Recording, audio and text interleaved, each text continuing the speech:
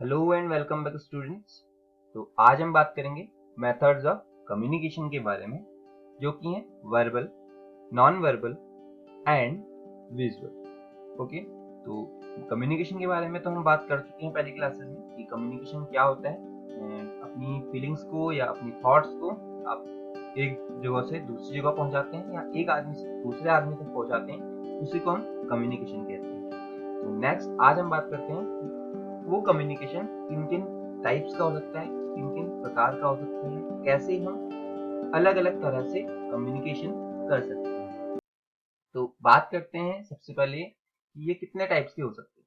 Normally जो types of या methods of communication के अंदर अगर मैं बात करूं तो वर्बल और नॉन वर्बल कम्युनिकेशन होते हैं और विजुअल फिर देन अलग आ जाएगा। ओके, तो वर्बल कम्युनिकेशन कौन से होते हैं? जहां पर हम वर्ड्स का अच्छा यूज करते हैं। वर्ड्स मीन्स मैं कुछ बोल रहा हूँ, आपको पढ़ा रहा हूँ, समझा रहा हूँ, कुछ वर्ड्स का यूज करके समझा रहा हूँ, लैंग्वेज का यूज करके समझा रहा हूँ, तो वो क्या है? आपका वर्बल कम्युनिकेशन है।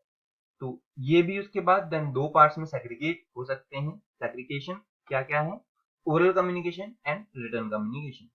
ओरल कम्युनिकेशन कौन से कम्युनिकेशन होते हैं? जो बोल के कहे जाते हैं या बात करके कहे जाते हैं, तो वो क्या हो जाता है? आपके ओरल कम्युनिकेशन हो जाते हैं। जैसे कि मैं आपको अभी with the help of oral communication and written communication दोनों मेथड से पढ़ा रहा हूँ वैसे, लेकिन अगर मैं सिर्फ बोल के बताता तो वो होता ओरल कम्युनिकेशन, और अगर सिर्फ रिटन कम्युनिकेशन आपके साथ करता तो वो होता रिटन कम्युनिकेशन। रिटन कम्युनिकेशन के एग्जांपल आपके हो सकते हैं reports, presentations, letters, memos etcetera. ठीक है, तो देन हम बात करते हैं non verbal communication. Non verbal communication कौन से कम्युनिकेशन होते हैं? वो कम्युनिकेशन जहां पर हम वर्ड्स का यूज नहीं करते, जहां पर हम लैंग्वेज का यूज नहीं करते। जैसे कि क्राइम, लाफिंग मेंशन्ड है, ये एक नेचुरल फिनोमिनन है भाई कम्युनिकेट करने का। जैसे क्राइंग अगर मैं बात करूं तो कुछ ना कुछ कम्युनिकेट वो आदमी दूसरे आदमी से कर रहा है, वो बताना चाह रहा है कि वो क्या है, उदास है या कोई प्रॉब्लम में है। वहीं अगर लाफिंग कोई कर रहा है या हंस रहा है कोई आदमी, तो वो ये बताएगा या वो ये बताना चाह रहा है, वो ये कम्युनिकेट करना चाह रहा है कि वो खुश है। देन हम बात करते हैं types of non verbal communication क्या क्या हो सकते हैं। क्राइंग और लाफिंग के अलावा भी बहुत सारे हो सकते हैं। Visual, auditory, body language. Visual कौन से? चार्ट्स का आप अच्छा इस्तेमाल कर रहे हो, चार्ट्स बढ़िया से चार्ट बनाए और आप समझा रहे हो दूसरे आदमी को विदाउट वहां पर वर्ड्स का यूज नहीं हो रहा है, तो लेकिन वो आप कुछ ना कुछ कम्युनिकेट तो कर ही रहे हो चार्ट के थ्रू, तो वो विजुअल है। ओके, देन आता है ऑडिटरी। ऑडिटरी क्या होता है? आपके पीरियड्स लगते हैं, first period, second period, third period, bell के थ्रू लगते हैं। आपको किसके थ्रू पड़ता है पता चलता है? ऑडिटरी के थ्रू पता चलता है, बेल के थ्रू पता चलता है कौन सा पीरियड लग रहा है, फर्स्ट लग रहा है, सेकंड लग रहा है, थर्ड लग रहा है, एक्सेट्रा एक्सेट्रा। देन आता है बॉडी लैंग्वेज। आपका बॉडी लैंग्वेज भी बहुत कुछ बोल जाता है, बहुत कुछ कम्युनिकेट करता है। उंगली दबा रहे हो आप दांत के नीचे, नर्वसनेस का है, या आपका वो बिहेवियर अच्छा नहीं है हम कह सकते हैं। अपने हाथ ऐसे हाथ अपने आपके हाथ बहुत सारी चीजें बोलते हैं। आपने हाथ फोल्ड किए हुए हैं, दोनों हाथ एक के अंदर दूसरा डाल के, मतलब ये बताता है कि भाई तुम सुनोगे ही नहीं किसी की, कुछ भी हो जाए। तो इस टाइप से बहुत सारे कम्युनिकेशन होते हैं जो बॉडी लैंग्वेज के थ्रू भी पता चलते हैं और विजुअल के थ्रू पता चलते हैं और ऑडिटरी के थ्रू पता चलते हैं। नेक्स्ट हम बात करते हैं वर्बल कम्युनिकेशन के अंदर ओरल कम्युनिकेशन को अब हम इन डिटेल पढ़ने की कोशिश करेंगे। Communication done by simply talking with help of words. Words की थ्रू या वर्ड्स की मदद से सिंपली टॉक करना क्या कहलाता है? ओरल कम्युनिकेशन कहलाता है। आप अगर अपने दोस्तों से बात कर रहे हो, अभी तू तड़ाक करके अगर हम बात कर रहे हैं, तो वो क्या है? इनफॉर्मल है। इनफॉर्मल मीन्स आप कुछ भी बोल देते हो बिना सोचे समझे, फ्रेंड्स के सामने या घर वालों के सामने, वो इनफॉर्मल। देन अगर हम बात करें कहीं वोकेशन की, मीटिंग पे आप चले जा रहे हो, पार्टीज में आप चले जा रहे हो, सेमिनार्स में आप चले जा रहे हो, तो वो सब क्या है? फॉर्मल है। वहां पर आपको कुछ चीजों का ध्यान रखना पड़ता है कम्युनिकेट करते वक्त। कौन कौन सी चीजें हैं आओ देखते हैं। बी प्रिपेयर्ड, सबसे पहले बी प्रिपेयर्ड। अगर आप मीटिंग्स में हो तो आपको प्रिपेयर होके जाना जरूरी है कि आप क्या बात करना चाहते हो, क्या चीजें बताना चाहते हो। भले ही आपको पहले पेन से कॉपी में लिखना पड़े और प्रिपेयर करना पड़े अपना स्क्रिप्ट और फिर बोलना पड़े, वो क्या है? आपका प्रिपरेशन है। किसके लिए? ओरल कम्युनिकेशन के लिए। तो वहां पर आपको प्रिपेयर होना बहुत जरूरी है। Be slow and clear. आप चढ़ के बात नहीं कर सकते, आप जोर से बात नहीं कर सकते। क्लियर, क्लियर का मतलब है आपको अपने मुद्दे से नहीं भटकना है, आपको जो बात कहना चाहते हो वही बात कहनी है, क्लियर रहना है। ये नहीं कि आप इधर उधर की बातें कर रहे हो, मतलब be to the point. Okay, तो talk to the point. Then आता है use visual aids like chart, graph, projector. अब आप कहोगे ये तो विजुअल विजुअल कम्युनिकेशन या नॉन वर्बल कम्युनिकेशन का पार्ट है, तो फिर हम इसका यूज क्यों करेंगे? ये चार्ट की स्पेलिंग यहाँ पे मिस्टेक हो रहा है, थोड़ा CHART होगा, ठीक है। तो क्यों? ये आपके ओरल कम्युनिकेशन को और बेहतर बना देगा, आपको समझाने में बहुत इजी कर देगा। जो चीज आप मुंह से ना बोल पाओ, आप ओरली ना बोल पाओ, वो विजुअल्स आपके एक्सप्लेन कर देंगे। ग्राफ्स आपके लगे हुए हैं, आप समझा रहे हो, तो ग्राफ्स भी बहुत कुछ बोलेंगे वहां पर, है ना। तो make contact with audience by using body language. आपका बॉडी लैंग्वेज अच्छा होना चाहिए, कॉन्फिडेंस आप दिखने चाहिए, है ना। ये नहीं कि आप मूड वूड खराब करके बैठे हो और वैसे ही आप बोले जा रहे हो, तो कोई नहीं सुनेगा, है ना। तो आपने देखा होगा नर्वसनेस वगैरह रहती है, जैसे कहीं स्टेज पे अगर कोई आदमी बोल रहा है, थोड़ा सा नर्वस है या थोड़ा हिचकी करके बोल रहा है, तो उसकी बातें लोग कम सुनते हैं, है ना। तो वो सारी चीजें हैं ध्यान में रखने लायक। देन आता है maintenance of eye contact. Eye contact आपका मेंटेन होना चाहिए। अगर आप आंखें नीचे करके बात कर रहे हो तो फिर वो अच्छा इम्पैक्ट नहीं डालता है कम्युनिकेशन पे। Repeat your aim by using keywords. आप भाई क्या बात करना चाहते हो उसे आप बार बार एक्सप्लेन करोगे बीच बीच में with the help of keywords. असल में आप क्या कम्युनिकेट करना चाहते हो, वो आपका अटेंशन लेके आएगा ऑडियंस का उस पर्टिकुलर टॉपिक के ऊपर।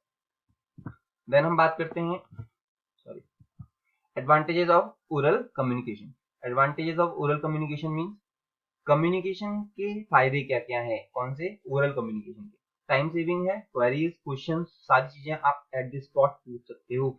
अगर मैं कुछ आपको पढ़ा रहा हूँ ओरली, आप मेरे सामने हो, मैं आपके सामने हूँ, तो आप एट द स्पॉट ही सारी चीजें क्लियर कर सकते हो। उससे क्या होता है, फीडबैक वगैरह में टाइम नहीं लगता, क्वेरीज क्लियर हो जाती है, तो टाइम सेविंग है। इमीडिएट फीडबैक, साफ सी बात है, उसी टाइम पे आप क्या कर सकते हैं, फीडबैक ले सकते हैं या दे सकते हैं।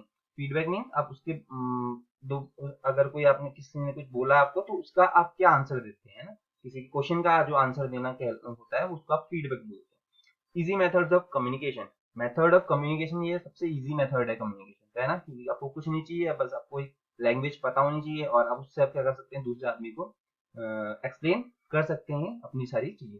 Correction of error can be done at the spot. आप अपनी एरर्स का करेक्शन एट द स्पॉट ही कर सकते हैं। आपने कुछ गलत बोल दिया तो आप उसको at the point he change कर सकते हैं, सॉरी कह के आप नेक्स्ट चीज बोल सकते हैं, जैसे कि मैं सॉरी बीच बीच में बोलता रहता हूँ, ठीक है। तो cost saving as pen paper and formalities are not needed.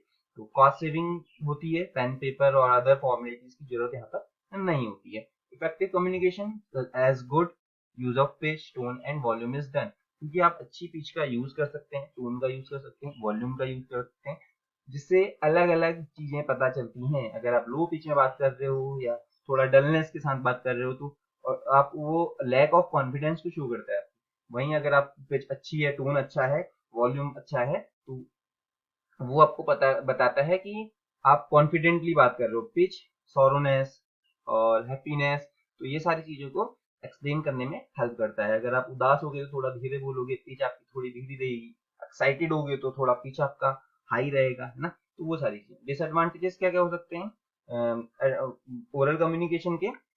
Disadvantages की अगर हम बात करें तो डिसएडवांटेजेस में पहला, not suitable for long messages. ये आपका लॉन्ग मैसेज के लिए सुटेबल नहीं होता है, क्योंकि आप लंबे लंबे मैसेज, आपने कहा वो ब्रोचर्स वगैरह आते हैं या आपकी जियो वगैरह निकलते हैं 10-10 पेज के, 20-20 पेज के, तो उनको आप ओरली नहीं कम्युनिकेट कर सकते। आप उसको इसलिए उस पे इसके लिए हम क्या यूज करते हैं, रिटर्न मेथड का यूज करते हैं। ओके, तो ओरल कम्युनिकेशन का यूज नहीं करते हैं। नो लीगलिटी, भाई लीगलिटी नहीं होती है। आपने कुछ बोल दिया तो वो लीगली नहीं माना जा सकता, आप उसको प्रेजेंट नहीं कर सकते क्योंकि कोर्ट के सामने, है ना। तो वो चीज है। This can be easily forgotten, भूल जाता है आदमी। फैक्ट है कि 80% आदमी भूल जाता है। पहले दिन क्या सुना था उसने, दूसरे दिन याद ही नहीं रहता। कुछ 20% या कुछ रहता है, मेरे को एग्जैक्टली कितना परसेंट है वो याद नहीं है। तो create misunderstanding if understood wrongly by audience.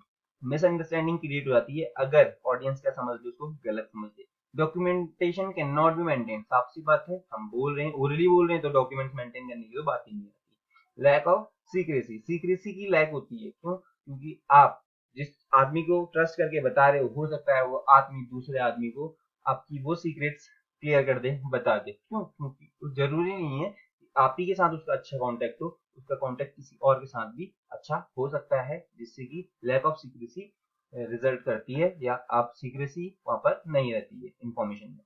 Then हम बात करते हैं टाइप्स ऑफ ओरल कम्युनिकेशन की, जो कि है face to face, telephonic, presentation, meeting, interview. ये सब चीजें मेरे को नहीं लगता एक्सप्लेन करने की जरूरत है।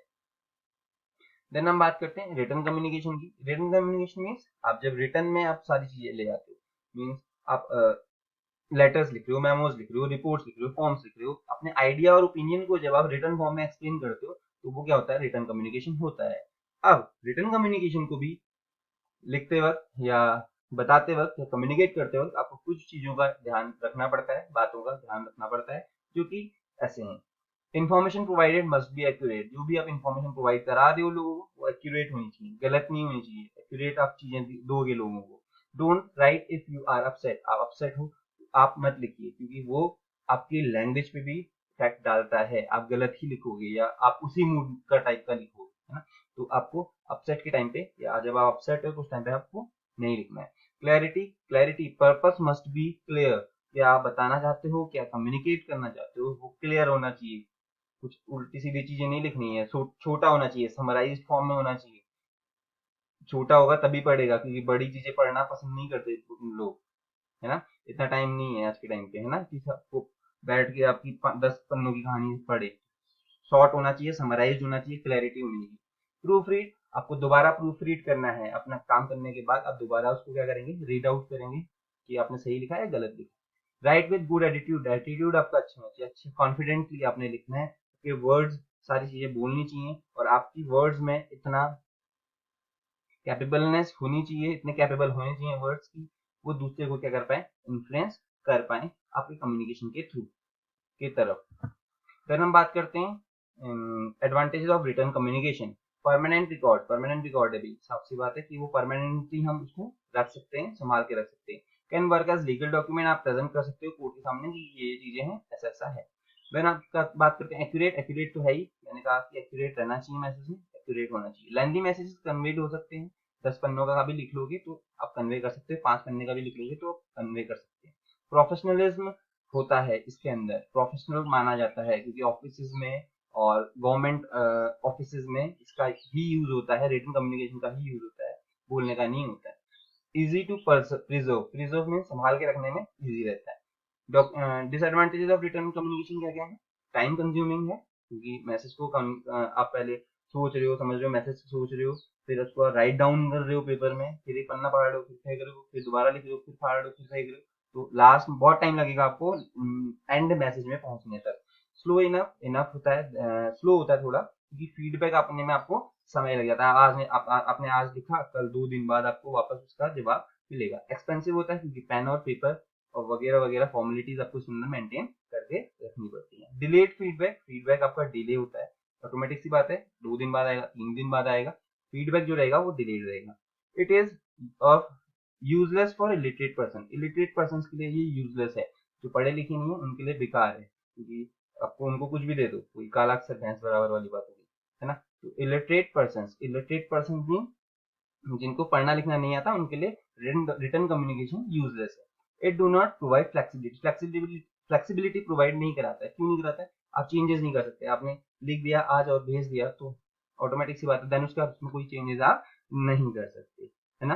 तो इसलिए लैक करता है फ्लेक्सिबिलिटी के लिए। तो आज हमने ये पढ़ा, देन नेक्स्ट क्लास में हम पढ़ेंगे नॉन वर्बल कम्युनिकेशन। तो that's all for today's class. Thank you.